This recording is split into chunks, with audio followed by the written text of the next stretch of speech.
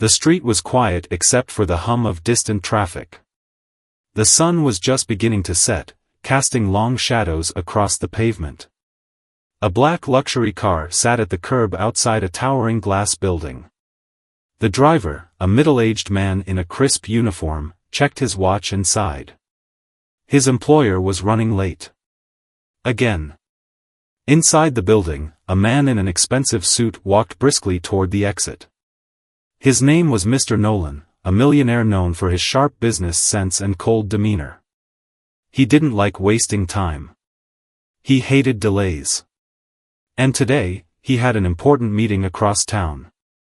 The car door swung open as he stepped outside. The driver greeted him with a polite nod. "Traffic's light, sir. We'll be there in 20 minutes. Mr. Nolan barely acknowledged him. He adjusted his cufflinks and slipped into the back seat. The door shut with a soft click. The driver started the engine. Just as the car began rolling forward. "Wait! Stop!" A young boy ran into the street, waving his arms frantically. His clothes were worn, his sneakers untied. He looked about 10 years old, his face flushed as he ran toward the car, yelling at the top of his lungs. The driver slammed on the brakes, barely missing the child. Mr. Nolan scowled. Another street kid. Probably begging for money. Annoyance flickered across his face as he rolled down the window.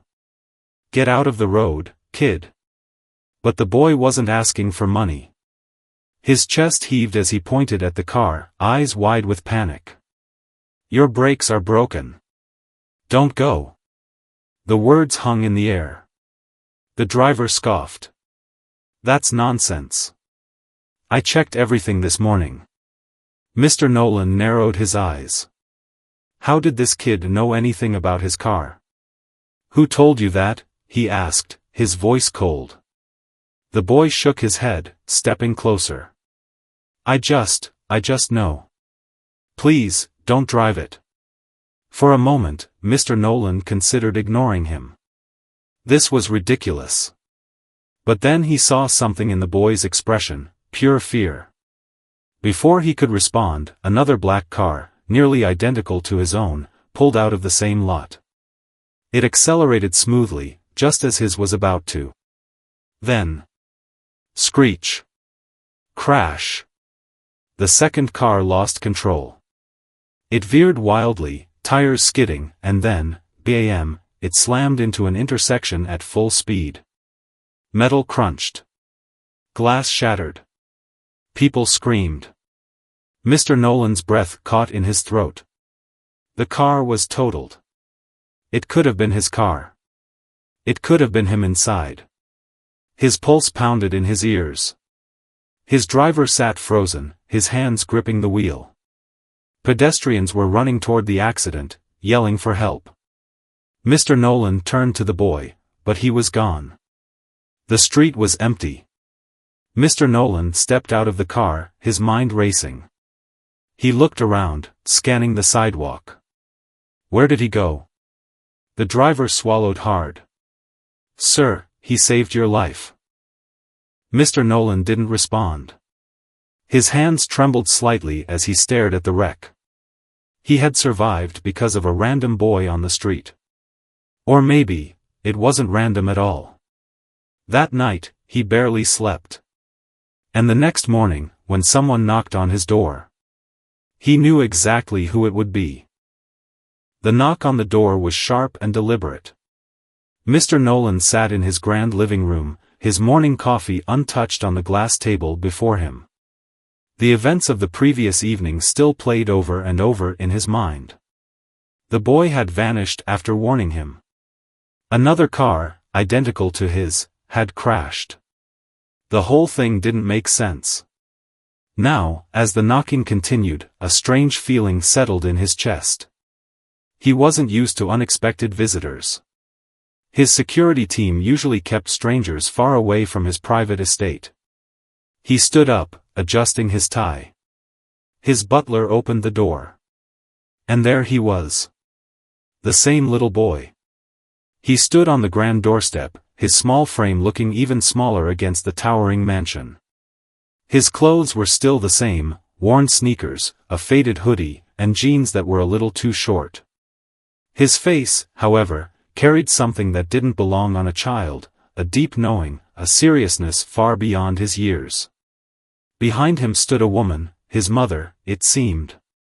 She looked nervous, unsure if they should be here. The butler hesitated and turned to Mr. Nolan. "Sir, should I?" "I've got it." Mr. Nolan walked to the door, staring down at the boy. The boy stared back. For a long moment, there was silence. Then Mr. Nolan spoke. "How did you know?" The boy's mother shifted uncomfortably. I told him not to come, sir."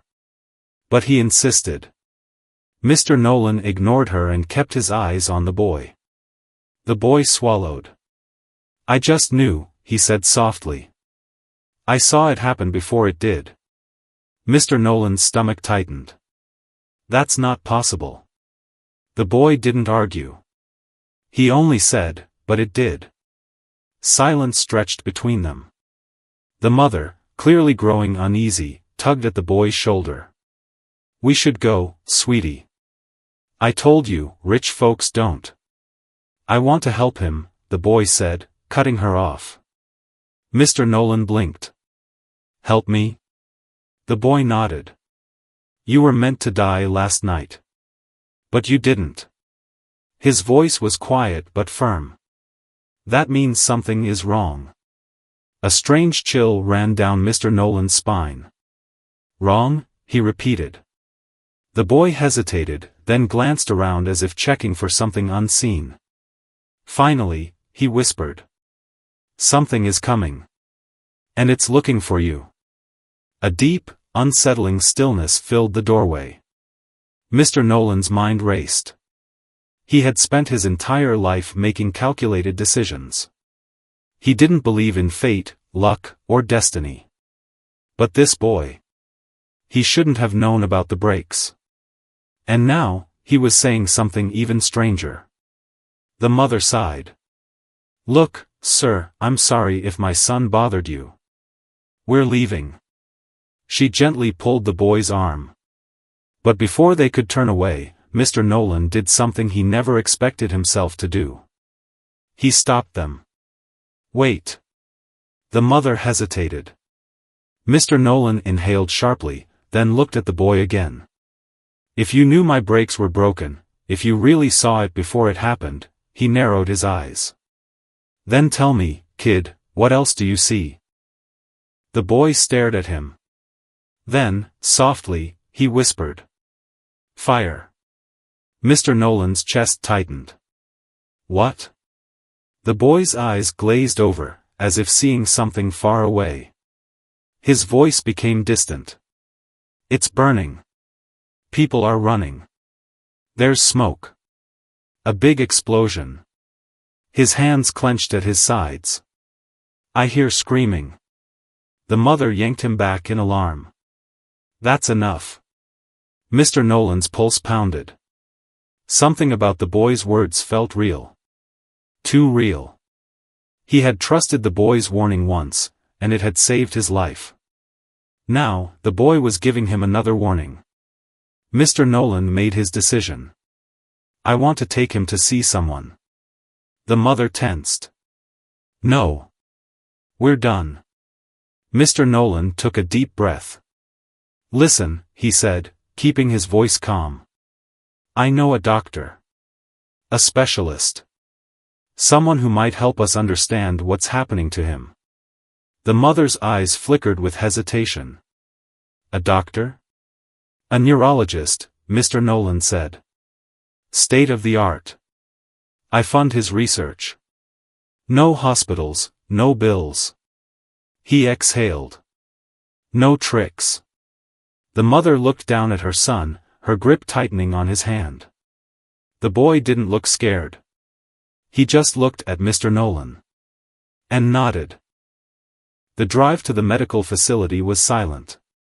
Mr. Nolan sat in the back of his sleek black car, watching the boy from the corner of his eye.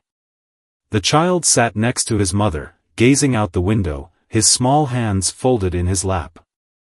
He looked calm, too calm for someone who had just predicted a life-or-death event. The mother, on the other hand, was tense. She kept glancing at Mr. Nolan as if expecting him to change his mind. "You don't have to do this," she muttered. "I want to," Mr. Nolan replied. The words surprised even him. He didn't do favors. He didn't waste time on things that didn't bring profit. And yet, here he was, driving a complete stranger to his personal medical team. Something about this boy was different. The car rolled to a stop in front of a high-tech research center. The boy's mother hesitated. "Are you sure about this?" Mr. Nolan nodded. With a deep breath, they stepped inside. Inside the facility, Dr. Whitaker was waiting. A gray-haired man in a white lab coat, he had been Mr. Nolan's personal neurologist for years. But his research went far beyond just brain scans. "This is the boy?" he asked, studying the child with sharp, analytical eyes. Mr. Nolan nodded. "Run the best tests you have." Dr. Whitaker led them into a sleek, sterile room filled with advanced scanning equipment. The boy didn't flinch as they placed sensors on his head. He didn't even look nervous as the machines hummed to life. He just sat there, waiting. The mother held his hand tightly. A soft beep echoed through the room as the first scan completed. Dr. Whitaker frowned at the screen. "Unusual," he murmured. Mr. Nolan stepped forward. "What is it?" The doctor tapped the monitor. "His brain is different." The mother stiffened. "Different how?" Dr. Whitaker adjusted his glasses. "It's more active than any child's brain should be. Certain regions are lit up in ways we've never seen before. It's as if he's using parts of his brain that normal humans can't access." Mr. Nolan folded his arms. "Are you saying he's psychic?" The doctor hesitated. "I don't believe in that nonsense. But his neural activity suggests something we don't understand." He glanced at the boy. "Tell me, son, do you see things often?" The boy nodded slowly. Dr. Whitaker narrowed his eyes. "And when did it start?" The boy hesitated. Then, softly, he said, "I don't know. I think I was born like this." A heavy silence filled the room. Mr. Nolan leaned forward. "And you saw my car crash before it happened?" The boy nodded. "I saw it, but not with my eyes." Dr. Whitaker typed something on his tablet, then turned back to the screen. His frown deepened. "This is impossible," he muttered. "His brain waves, they're sending out a signal." Mr. Nolan's eyes narrowed. "A signal?" Dr. Whitaker pointed at the monitor. "There's something here. A pattern. It almost looks like a transmission." The mother gripped her son's hand tighter. "What does that mean?" Dr. Whitaker exhaled sharply. "I don't know." Suddenly, the boy swayed. His head tilted back slightly, his eyes glazing over. His lips parted. And he whispered, "Something is coming." Mr. Nolan's stomach twisted. "What do you mean?" The boy's voice became distant. "They're looking for you." The mother gasped, shaking him. "Sweetie, wake up." The boy blinked rapidly, his body trembling. Then he inhaled sharply, as if coming out of a trance. He looked up at Mr. Nolan, and for the first time, his small hands gripped the billionaire's sleeve. His voice was barely above a whisper. "You have to stop them before it's too late." Dr. Whitaker took a step back. This isn't normal." Mr. Nolan's heart pounded. Something was happening to this child. Something no one could explain. And somehow, it was connected to him. The boy's words hung in the air like a warning no one wanted to acknowledge. "You have to stop them before it's too late." Mr. Nolan's mind raced. The them the boy spoke of, who were they? What did they want?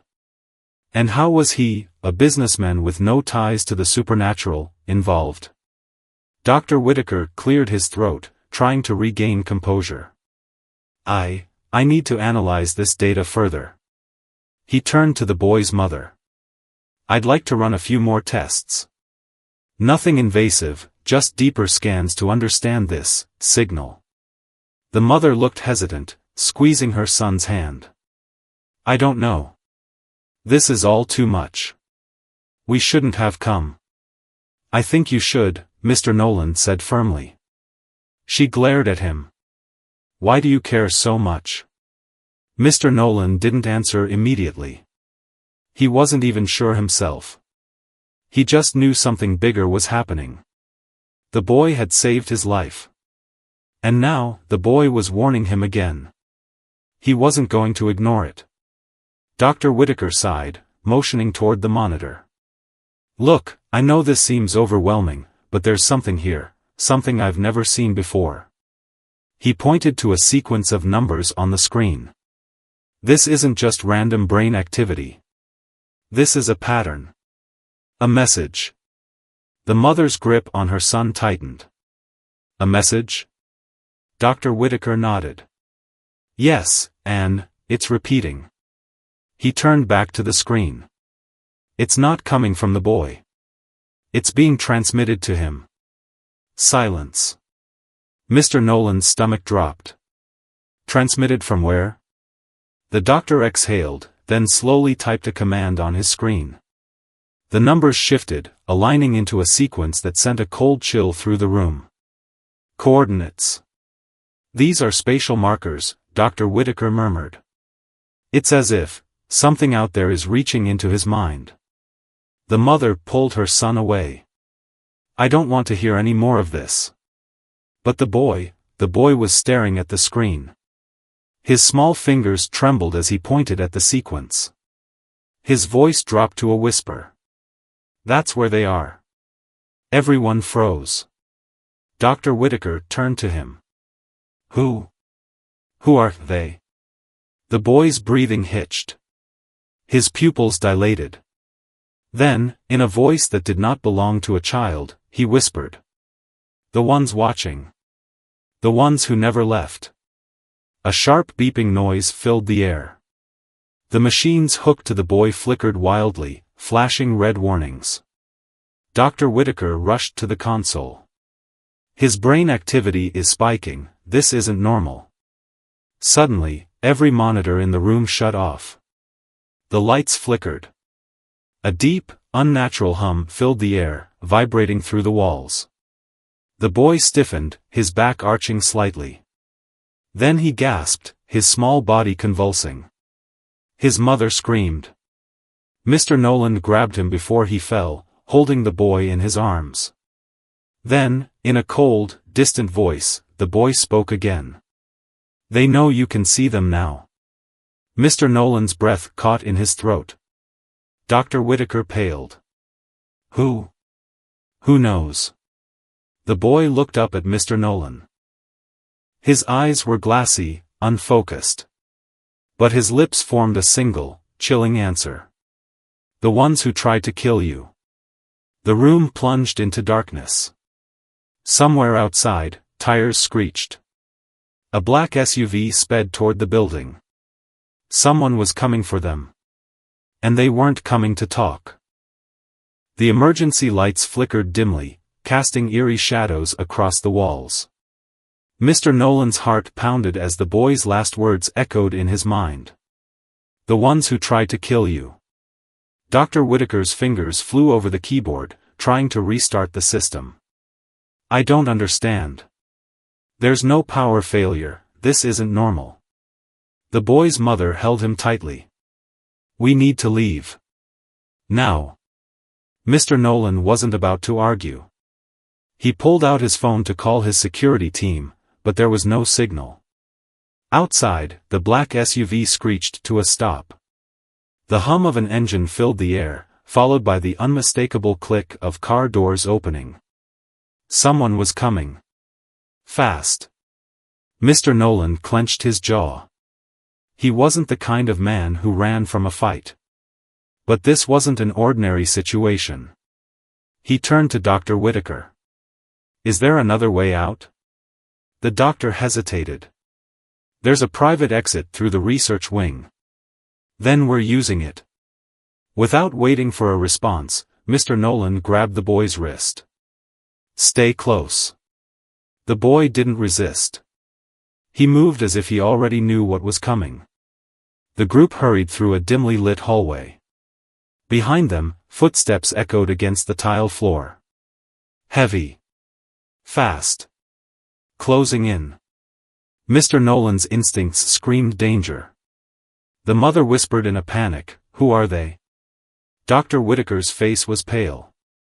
If I had to guess. Someone who doesn't want us knowing about that signal. They reached a steel door marked Authorized Personnel Only. Dr. Whitaker punched in a security code. The door hissed open. Inside.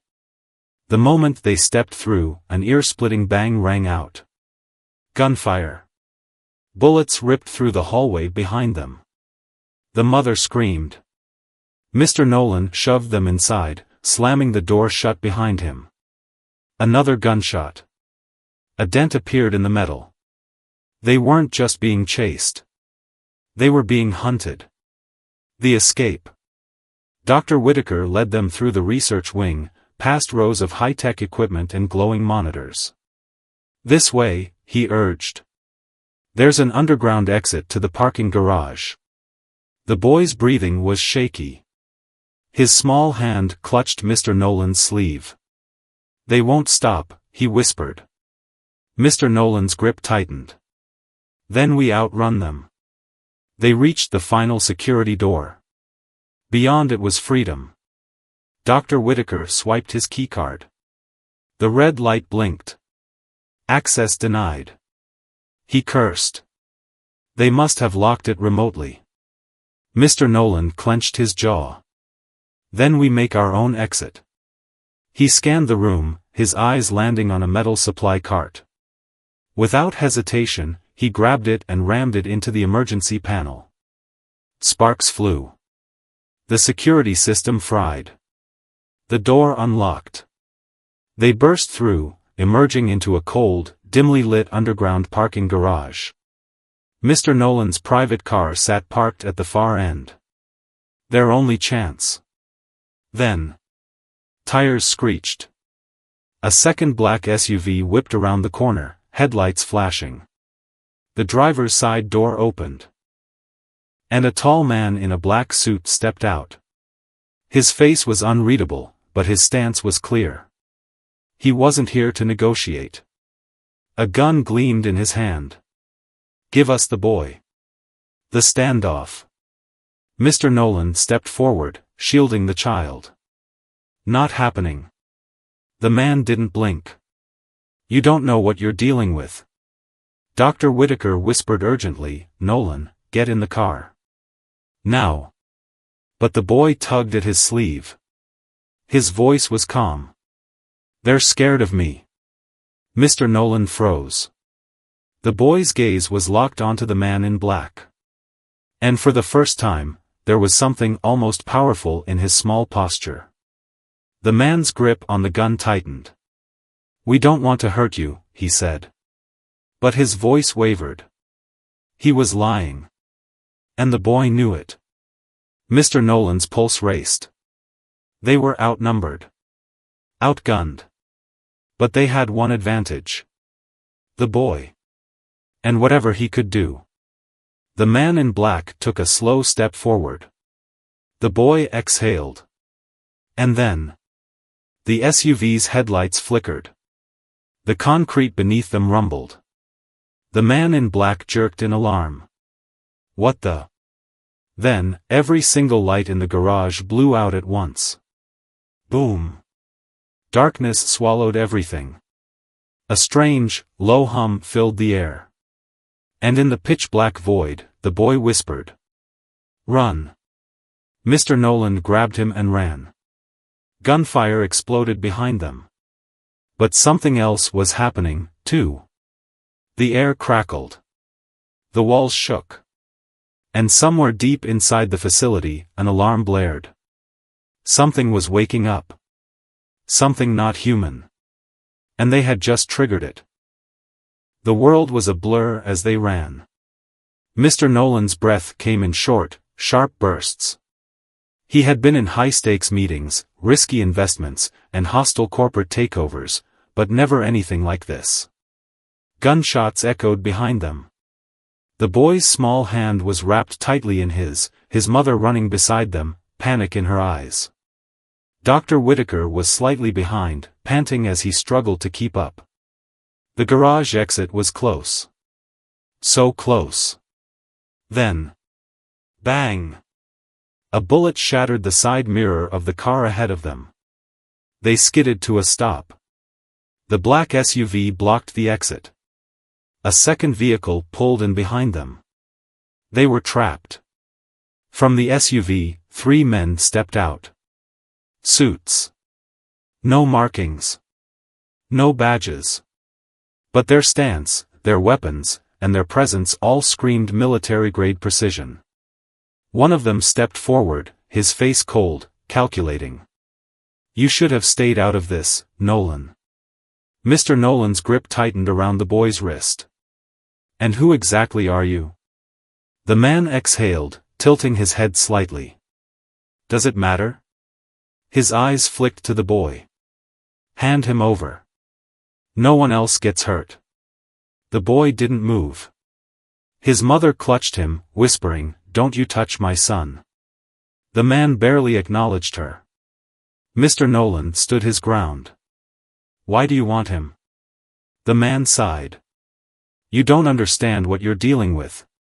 He's not just a boy. He's a beacon." Mr. Nolan's stomach twisted.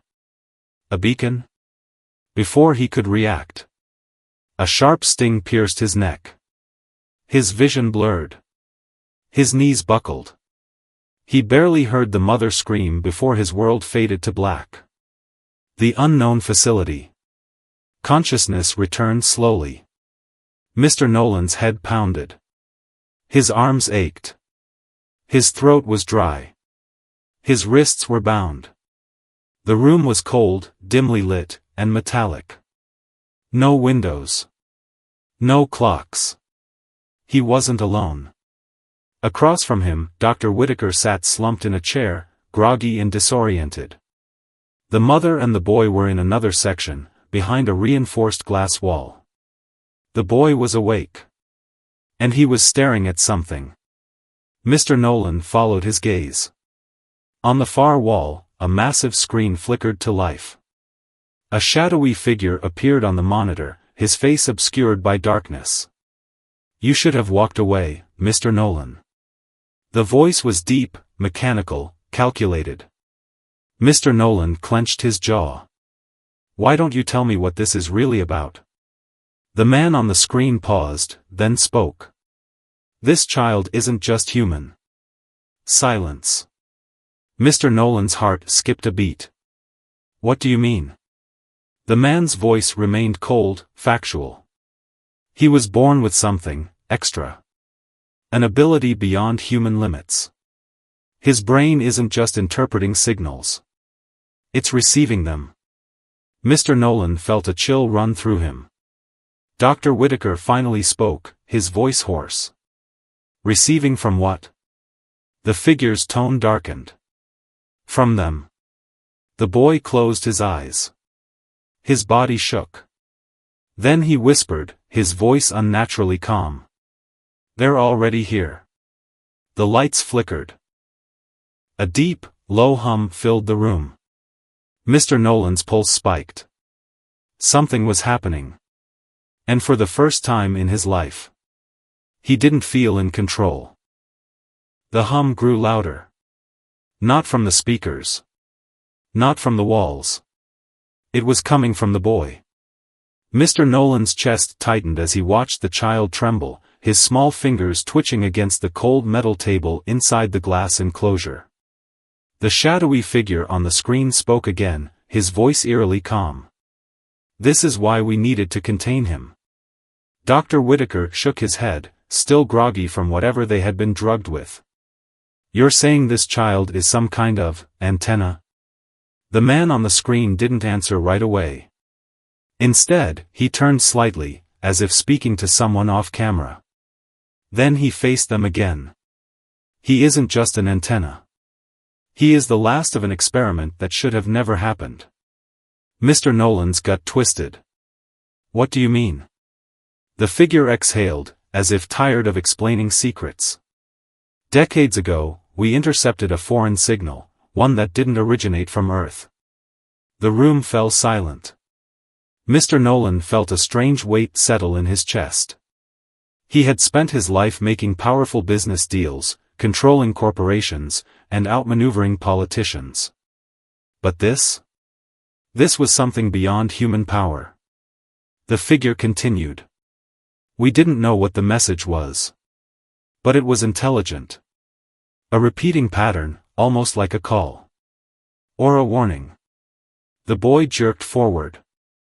His mother tried to hold him, but he shuddered violently. Mr. Nolan's pulse spiked. Something's happening to him, he muttered. The boy suddenly snapped his head up. And in a voice that wasn't his own, he spoke. They didn't leave. The mother gasped. Dr. Whitaker stilled.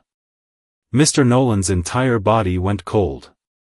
The figure on the screen finally showed emotion, his posture stiffening. Tell me what he sees, he demanded. The boy's eyes rolled back. His lips moved faster, whispering in a language no one recognized. The hum in the room grew into a deafening vibration. The glass shook. The lights dimmed. Then, everything went dark.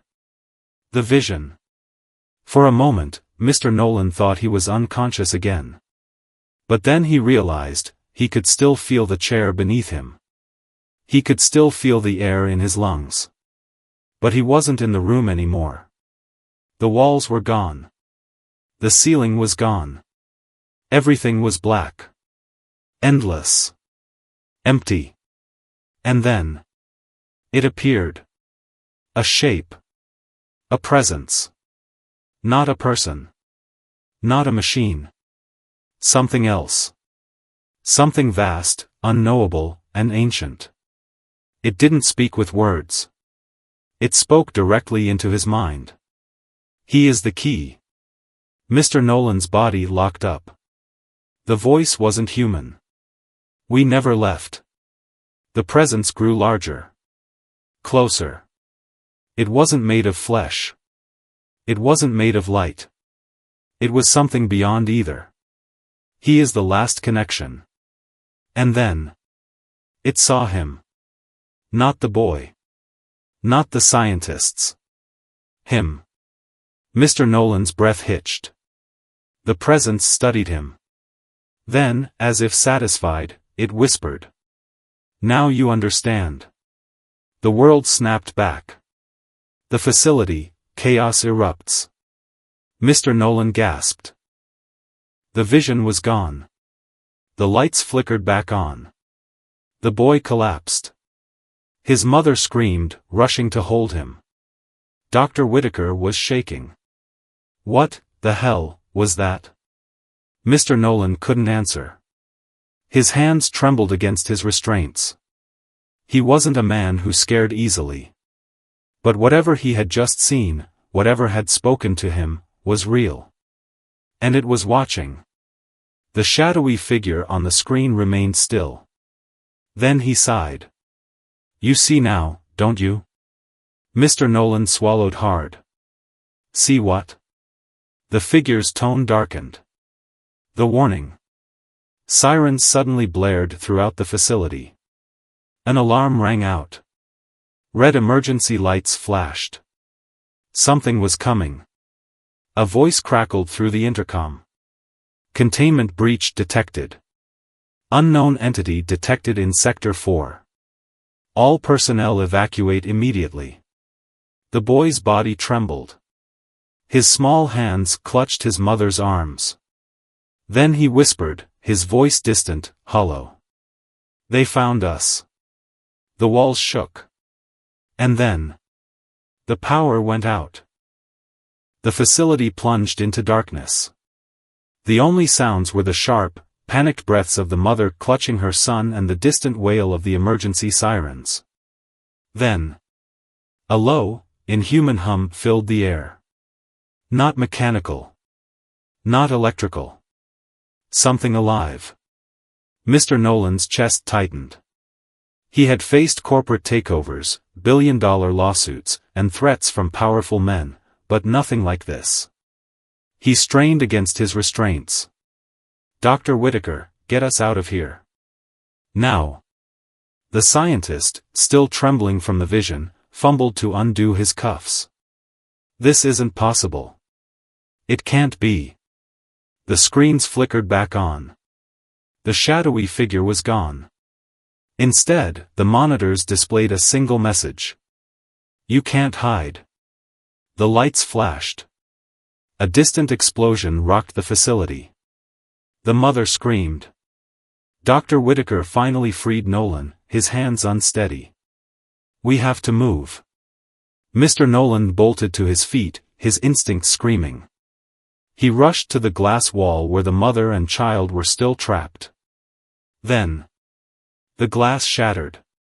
Not from force. From something unseen. The mother and the boy collapsed to the ground. Mr. Nolan lunged, grabbing the boy before he hit the floor. "I've got you, kid. Stay with me." The boy's body shook violently. His eyes rolled back. And in that moment, they all heard it. A sound that wasn't human. A deep, guttural whisper that echoed through the room. Not through the speakers. Through their minds. "He is ours." Mr. Nolan's blood ran cold. He grabbed the mother's arm. "Move. Now." Dr. Whitaker yanked open a side door, leading them into the emergency corridors. Behind them, the facility groaned.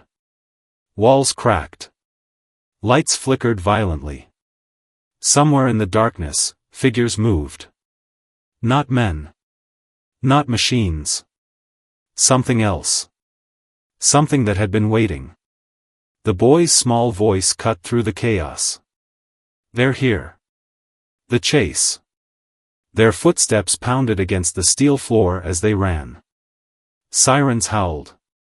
The distant echoes of screams filled the air, scientists, guards, people who hadn't escaped in time. Mr. Nolan didn't look back.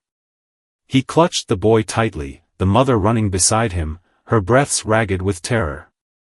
Dr. Whitaker led the way, swiping an override key at the final security door. The system failed.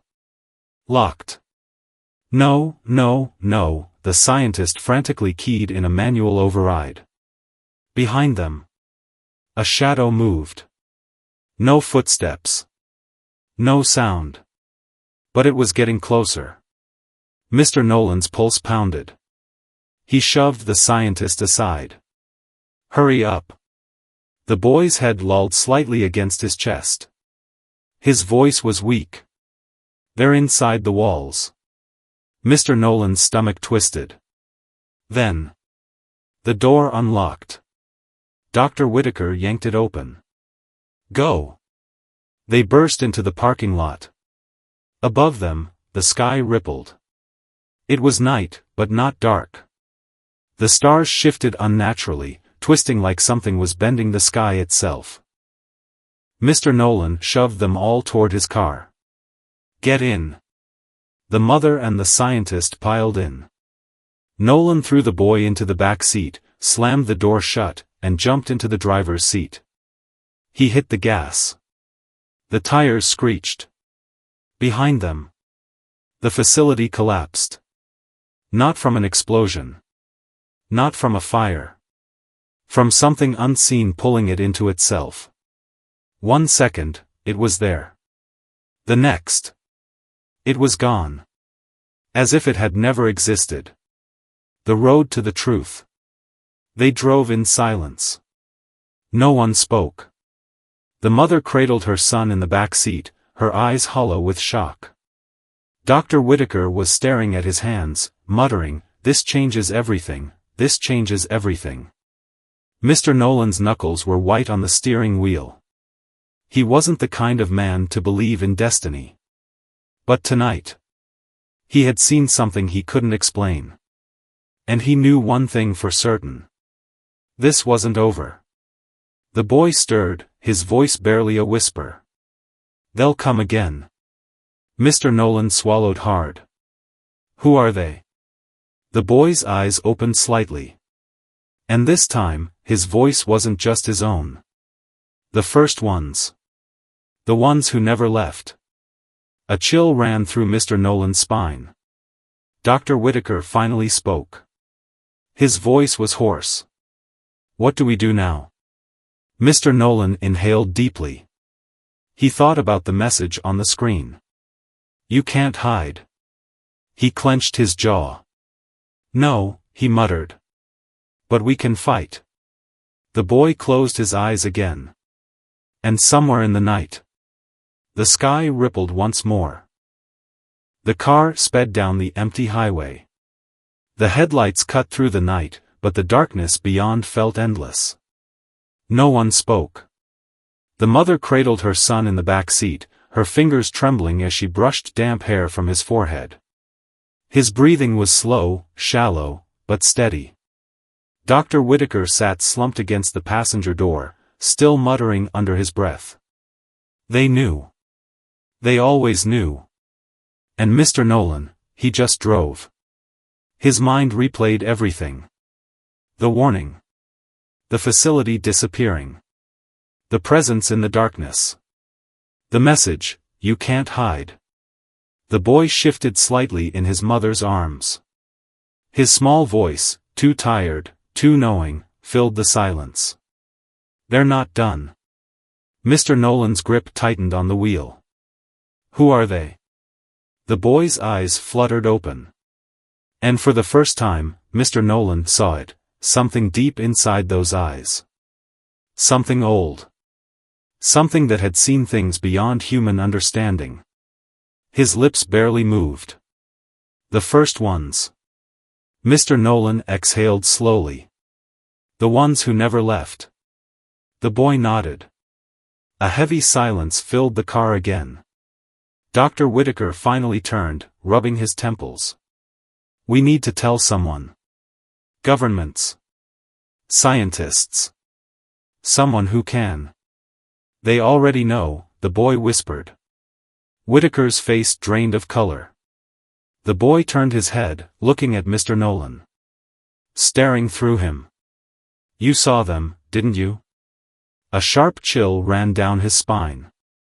Because the boy was right. He had seen something. Something waiting. Something watching. And that was the worst part of all.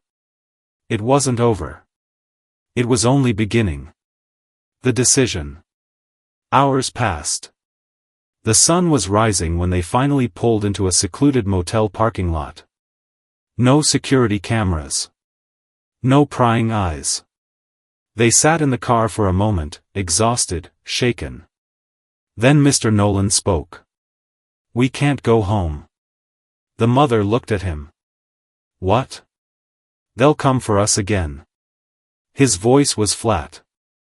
Cold. Certain. Dr. Whittaker ran a shaking hand through his hair. "So what do we do? Run forever?" The boy sat up slowly. His voice was quiet. "No. We prepare." Mr. Nolan looked at him through the rearview mirror. And in that moment, he knew. The boy wasn't just a warning. He was a weapon. A link to something beyond Earth. Beyond time. Something that couldn't be stopped, only understood. He turned off the engine and faced them. "We have two choices." His voice was calm, but firm. "We disappear. Pretend this never happened. Let the world keep turning like it always has." The mother's lip trembled. "And the other choice?" Mr. Nolan's jaw clenched. "We fight. Whitaker scoffed. Fight what? We don't even know what they are. Mr. Nolan didn't blink. We don't need to. We just need to be ready. The boy watched him carefully. Then, for the first time, he smiled. A small, knowing smile. As if this was the moment he had been waiting for. As if this was the reason he saved Mr. Nolan's life. Because it wasn't just about one man. It was about all of them. All of humanity. And in that moment, Mr. Nolan made his decision. He turned back toward the road. And with the rising sun ahead, he whispered. We start today. Epilogue, the signal. Somewhere deep in space. Beyond human reach, beyond the limits of time. A signal pulsed. It had been silent for centuries. Waiting. Watching. But now, it activated once more. It pulsed once. Twice. Then. A single message was sent. A warning. A response. And far across the stars. Something answered.